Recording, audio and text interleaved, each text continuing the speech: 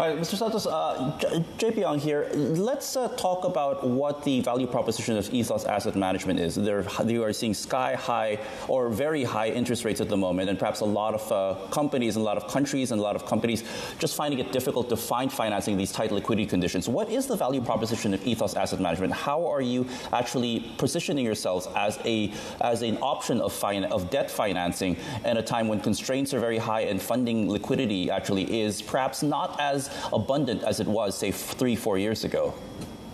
Right. It's a great question, and to be honest, I think that, the first point that needs to be referred is, at Ethos, we believe that, when we are doing investment, it is possible that if we find the right project and that project is adjustable to the type of finance that we do, we can put together not only profit but propose. And what I mean with that is that for a very select group of companies, when you do the right type of investment, you can generate not only the return of the investment, obviously for both sides, investor and project promoter, but also the creation of jobs and obviously the transformation of communities. And it's exactly that value proposition of bring profit and propose together that we believe that we can have to the market, and what that means really in practice when you look to, to a transaction specifically.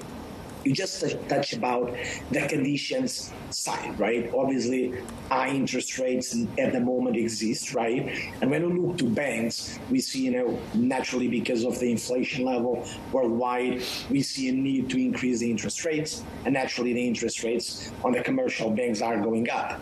And when we speak about debt interest rates going up, we could speak about short maturities or even non-existent grace periods. I mean, obviously that the banks provide that, let's say, not so beneficial conditions, but they provide something that the companies really need and they really like and the project promoters appreciate. There is the autonomy. They do not take their shares or their operational control. On the other side of the coin, you have a range of options of private investors that they are able, because naturally their opportunity cost of capital, it is not the same of the classic banks, right, where they deposit the money naturally with the central bank, they are remunerated in a certain interest rate, they put a market and they borrow that money.